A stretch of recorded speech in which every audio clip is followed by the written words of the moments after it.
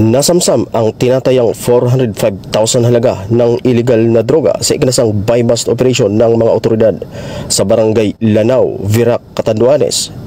Kinilala ang suspect na isang 41 anyos na lalaki, high-value individual at residente ng nasabing lugar.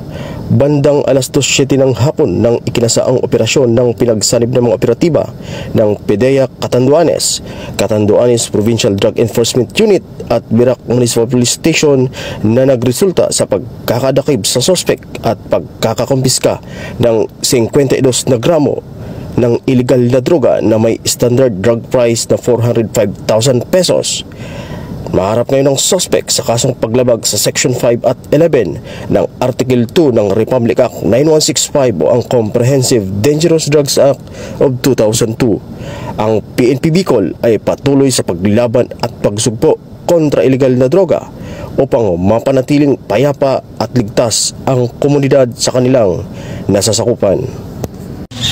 Mula dito sa rehiyon ng Bicolandia, ako ang inyong PNN correspondent, Patrolman Gracia, alagad ng batas, tagataguyod ng Balitang Pulis.